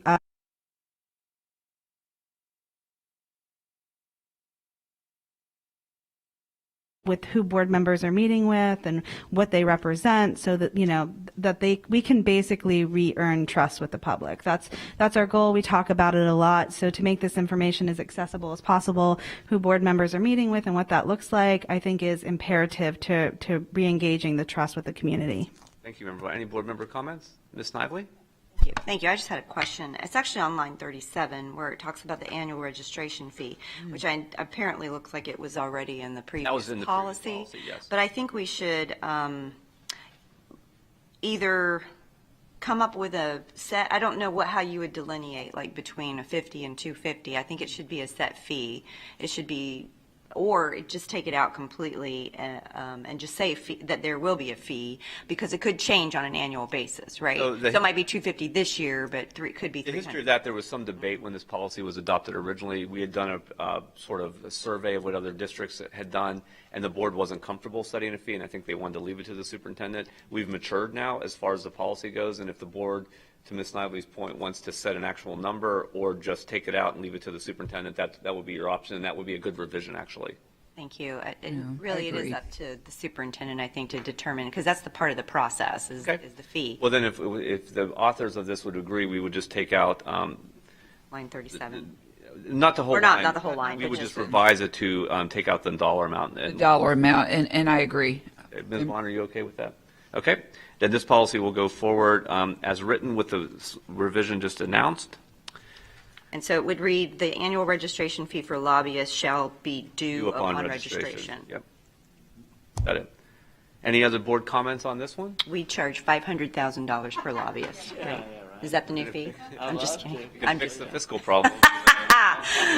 We're looking. We're always checking. Yeah, Twice. Millions. Okay, the next policy, commemoration of school facilities, that's been withdrawn. That's not going to be heard today.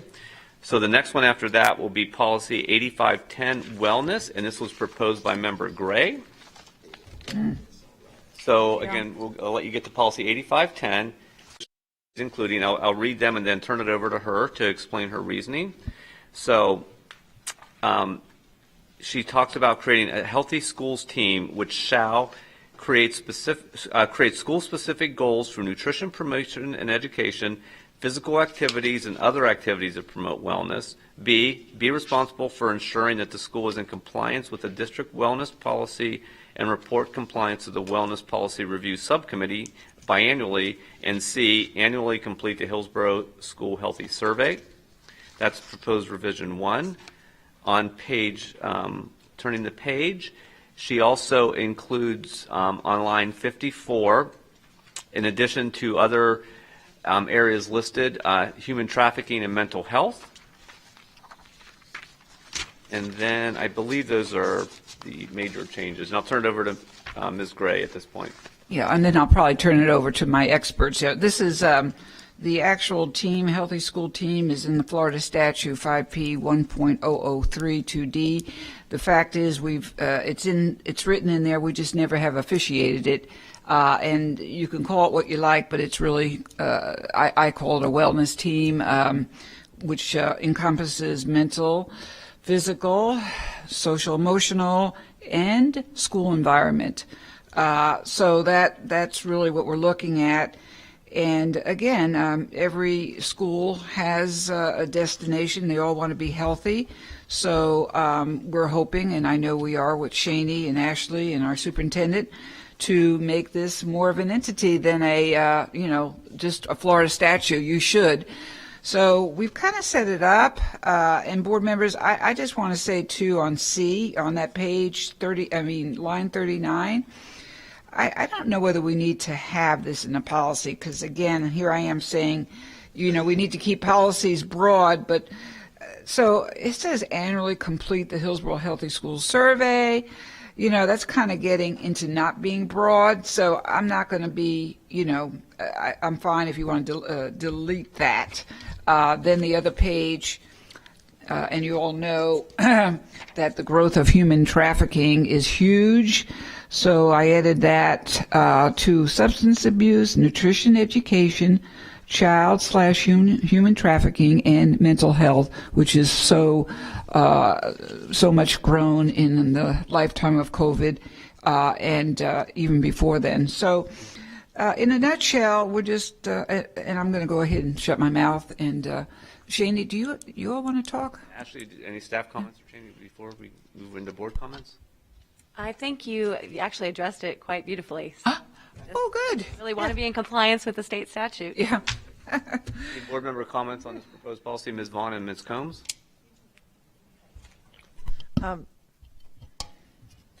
The only question I have, Chair Gray, is when you're talking about striking out the C, annually complete the Hillsborough Healthy School Survey, above that it says monthly. Before it said biannual or at a minimum biannual. I mean, what does that look like for the Healthy School team to meet monthly? I mean, that there's a lot going on. I know, and we've really fought about that because there is a lot going on. But you know what? There's a lot going on with our mental health. There's a lot going on with our physical health. The students, by third grade, if their BC is over 33%, the chances of them dropping out of school are very high. There are statistics that would rattle your minds when kids are not healthy.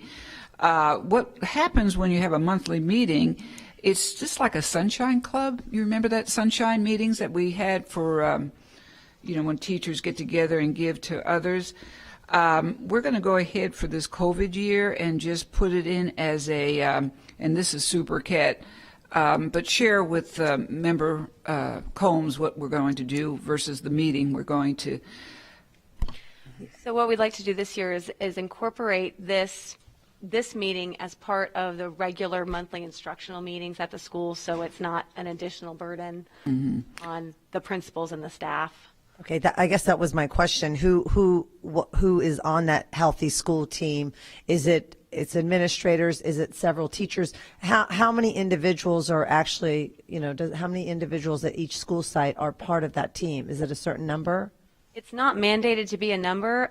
It is open to school administrators, parents, and other school staff. We would encourage a nutrition person, a school nurse, other district staff at the school who would have a vested interest, but there's not a mandatory amount of people. So this year, Member Combs, we're going to have a PE teacher, we're going to have a nurse, the nurse of the school, and then we're going to have that individual, be it a administrator and or a volunteer teacher. We are very aware of the overload that teachers are having, and certainly principals. So we don't want to give any more. So this is going to be, I think we agreed to about 10, 15 minutes during their standard leadership meetings.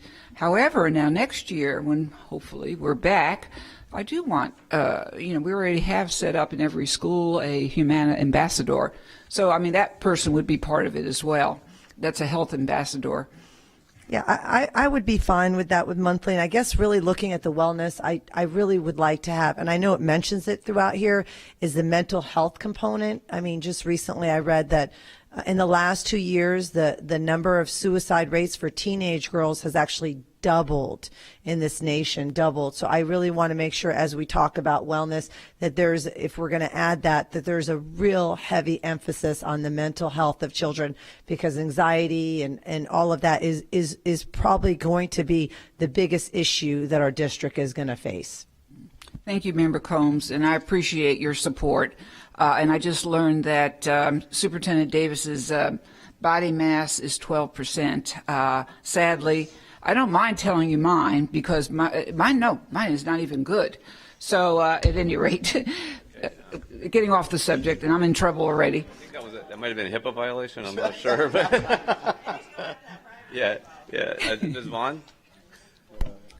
Ms. Vaughn, I'm sorry. Thank you. So I had similar questions with Member Combs as far as, changing how often we're monitoring this, and as we talk about taxing our school staff. The next one I have questions and concerns about is wellness. I absolutely love that we want to be talking about wellness and educating our students on that. But just coming out of the joking conversation, what I want to make sure that we're not doing it is presenting it in an ableist format where it's a high focus on physical activity, because there are many students, teachers, and people who can't partake in that due to physical disabilities. So I don't want this to be wrapped around only path to wellness or even an emphasis on just physical activity, and to keep in mind the ableism that goes along with that kind of promotion, as well as body shaming when we talk about BMIs and we talk about, health, to make sure that we're not engaging in any sort of body shaming or ableism when we talk about or promote wellness. So I'd like to know, more of the lines of what this actually looks like as we get this policy, to make sure that we're very, as words were used in other policies, intentional in the way that we present wellness. If I'm able to respond real quick, the importance of our special needs children is very inclusive. In fact, we have Special Olympics. We pay extreme close attention to their wellness. Physical is, of course, only one aspect. If you are mentally, let's just say, I don't want to use the word happy, but if you're in a good place mentally, it affects how you are physically. It affects how you focus in school. Every one of us who have children, you included, we know that we need to take care of the mental set, and we do not ever want the special needs children to be left out. We, in fact, want them, they're a huge part of this, if you will say, part of our survey. So your point is very well said, and we will never shame. I just got shamed personally, but Superintendent Davis, but at any rate, no, we will not do that, and I appreciate that comment, that you're so sensitive. Thank you. I appreciate that. I just want to make sure it's not just special needs as well. I mean, sometimes students have, diabetes they may not be talking about when we talk about food, and there's all sorts of ableism isn't necessarily to just physically disabled, and that's why I think we need to be intentional. And if you don't mind, if we can get, as this moves forward, a recap of what that looks like and an update of what that wellness plan is going to look like, I'd appreciate it. Thank you. And maybe to that end, between now and the public hearing, that could be provided to the board members. Okay, Ms. Snively and then Ms. Perez. I'm very much in favor of this particular policy. I think the more that we can help our children focus on the benefits of mental and physical health and well-being are positive. We'll see positive outcomes from that. I had the similar concerns about making sure that we have the capacity, or the team has the capacity, to handle the requirements that will be set forth by this policy. If you don't think that there's going to be an issue with that, then I'm fully in support of amending this policy to include those things. So. Thank you, Member Snively. Ms. Perez? Yes, hi. I'm going to be very intentional with what I say. When mental health first became a major platform, everyone all of a sudden became a mental health expert, even those with no mental health expertise whatsoever. So let me speak to the mental health of our children. We have athletes that recently came out, showing signs. Simone Biles, Michael Phelps, Naomi, the tennis player. And they are very well in their health physically, but mentally espoused that they were having some challenges there. So it's not necessarily to say that when a child is physically not in tune with themselves, they're also mentally not in tune. I just want to correct that on the record to say that. But it is true that a child's physical state also affects their mental well-being. But let me ask you a question. When everyone meets, how is accountability going to be shared? What is going to be shared during these meetings? Is it going to be left there? What's going to be processed during? Because as a mental health expert, I want to know. I want to know, because, I champion mental health, for the children of this district, countywide. So I would like to know, what information will be shared? How will this be set forth in this district? What changes will be made, due to this, this committee that's going to be formed? Talk to me about those changes. And those processes going forward. I would like to know those answers. Thank you, Member Perez, for that question. So 3 years, maybe 4 years ago, Dr. Ross, the Department of Health, the chancellor at the state level, we got together and put the 9 components that the Department of Health on the state level. And within those 9 components, I'll just give you one of them, or now I'll give you a few of them right off the hand. You have a physical component, you have a health, mental wellness component, you have a school environment component.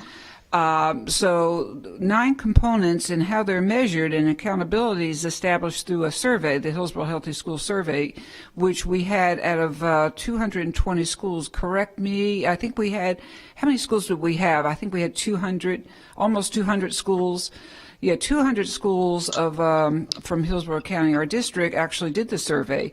And the accountability comes with, under each tenet, under each aspect of the 9, each principal or their assistant principal checks off, did they have, and by the way, all this is Florida statute, so it's nothing I'm coming out with is anything that is novel, but do they have CPR training? Did they go to a, do they have a NOPE, narcotics overdose, class? Anyway, there's different tenets under each of those 9 components, and each of those experts are on my committee, and I say my committee, it's our committee. We have the experts from mental health on there, we have physical health, we have nutritional health. So we have about 22 something members all over not only community, but our staff. Immeasurably, we've all worked on this, right, Ms. Sayer, for many years. So what we do is we give awards to each principal, depending on how many boxes they check. So if you can visualize 5 tenets under each component, so say they checked off 5 times 9, and that's 45. All right, so they're the highest, so they get a gold standard. And if you remember, we had that award ceremony where we actually have plaques. Baycare gave us over 10 grand for plaques. So they become a gold standard. And then you have some silver ones who might just get like 30 points out of 45. And you see where I'm going. And then we have the bronze, which, maybe they're getting it together, but we want them to do better, but they're just scoring maybe 21. So the accountability is done in-house. And we have our Nicole Binder, and we have, golly, Superintendent Davis, what's the other person's name? Oh, I can't. Who else does the stats? We have. We have an entire team. Yeah, we have. Yeah. Anyway, trust me, they're data savvy, and I have all of this in a notebook that now is equal to 2 reams of paper. But yeah, your question is well founded.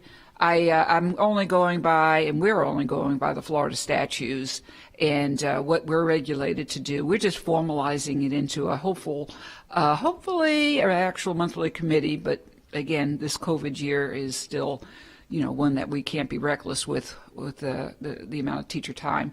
Okay, I think I'm out of time to speak. Yes. Perez, any other questions? Ms. Perez? Okay, if we could maybe check, and we'll come back to her. That's just what I was asking. Can you hear me? Now we can. We couldn't. Yes. Can you? Yes. Okay. What I was asking is, how do we get, as board members, this information as far as Maybe what they Ashley could found or what they address that, speak about? Is what I'm asking. They went off. Hello, can you hear me? Okay. Can you, So the survey is administered, and what we can do is share the data that we get back from the survey, but I think really putting it into policy is going to allow us to bring together teams at the school site where they're creating this community of understanding what each department is doing and kind of what the school's doing collectively towards wellness and towards a wellness policy and the 9 components. What we have seen in the past as a committee is there's data collected, but there's gaps. And so we thought as a committee, maybe those gaps are because somebody who's filling it out may not have a full understanding of what's going into all the different components. So again, when the data is collected, we can share it with each board member. But I think that would be the best way to be transparent with you all, what's going on and kind of each component that's in there. We can even send the sample survey right now so you can see what's being asked for schools. That's a great idea. Yeah, we can go ahead and email that to you as an attachment. Ms. Vaughn, you had a question? Yes, thank you. I was just wondering, as I heard you mention nutrition, and I know this is a wellness program, as we talk about nutrition, are we going to address like food deserts and communities where they don't have access to healthy foods? It's one thing to talk about nutrition and push it, but if people can't afford that or they don't have access to that kind of food, it does create a level of shame for students who can't access that, as well as access to health care is another barrier when we talk about wellness. So I'm just wondering if any of these will be addressed or talked about or thoughtfully, intentionally addressed in the creation of this. So I'll have Shani commit herself to answering, but I will say this, that under each component, and we have a nutrition component, there's 5 tenets, and then there's a blank for other. So many schools actually go above and beyond to what Shani's going to say. Shani's in charge of nutrition. Go ahead, Shani.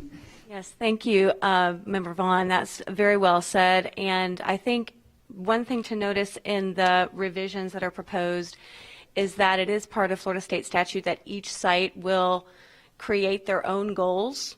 That's something that was not in the policy before, but that is required, and that does give each school an opportunity to address their own school-specific needs, in which that may be certainly an issue, but not perhaps an issue for all.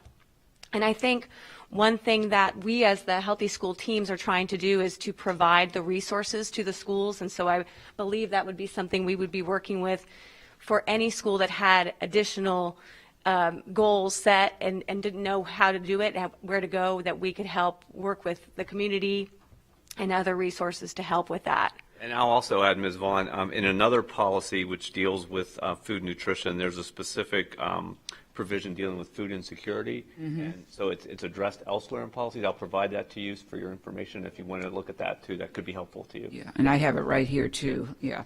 So board members, if any other comments on this policy, then we'll move forward. Now, board members, I'll note that it's 11:43. We were supposed to end at 11:30. We have 2 more policies. Just tell me the will of the board of what you'd like to do. Board members, give an idea. Do you want to go for the rest of them? Or do you want to, well, what we have to do is make sure that at 12 o'clock we leave because we have appointments. So the next one is a new policy authored by Member Perez. And again, there needs to be some discussion about whether this policy is still timely. So this was drafted at the early days of the COVID situation. And because the policy workshop kept getting pushed back, it's not been in front of you until now. But this deals with how the American Rescue Plan dollars would be used. This was modeled after the Miami-Dade model, but again, it was drafted at a time before we had the money, or when the money was just coming in.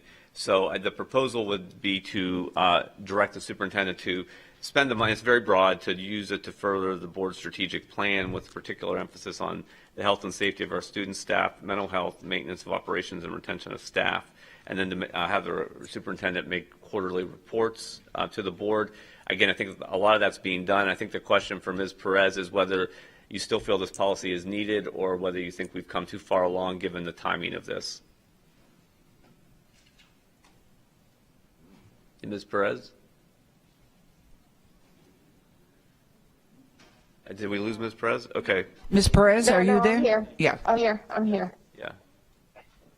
I'm here. Can you hear me? Yeah, we can hear you, yes. So the question, Okay. Ms. Perez, Okay. is you had asked me to draft the policy. We drafted it a long time ago. We're now in a situation where the dollars are being spent and the superintendent's providing, I think, regular reports. The question is whether you still think we need a policy at this point. No, actually, because now we also have the finance committee as well. Okay, good So, point. Okay. yeah, Then to the point. We can Okay, withdraw thank you. that. I think it was well intended, and I think it was done at a time when it was appropriate, not now. Okay, the final policy is recommended. Thank you, Ms. Perez. The final policy is now being recommended by Member Snively. This is another policy that aligns with state statute. Last year, the legislature created a new provision that allows for a moment of silence. It's not mandatory, but this policy would allow our teachers or our schools to allow that. So this, again, aligns with a recently adopted state statute. And really what it says, the substance of it, and then I'll turn it over to Ms. Snively. Starting on line 10, the principal of each public school shall require teachers in first period classrooms in all grades to set aside at least 1 minute, but not more than 2 minutes daily, for a moment of silence during which students may not interfere with other students' participation. A teacher may not make suggestions as to the nature of any reflection that a student may engage in during the moment of silence. That's the meat of it. But Ms. Snively, would you like to explain your reasoning? Sure, mainly to align with state statute, but also to make sure that we are taking the time out to provide that moment of silence for mental health and well-being, and whether it's religious or non-religious. However, let me ask you this, Mr. Porter. Since then, I've noticed that policy 8800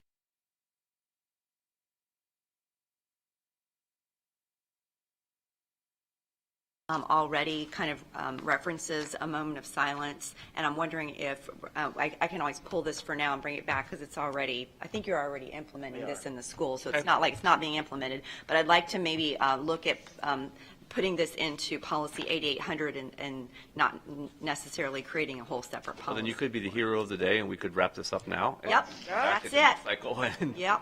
and then we can decide whether we can save discussion for that time to see what it looks like. Sounds like a plan. And Madam Chair, I'll turn the gavel back over to you. And Wow. Our workshop. Excellent job, Mr. Porter. And board members, we had great conversations. And the best thing I could do right now is adjourn this so we can go back and do what we do before a board meeting. Thank you all.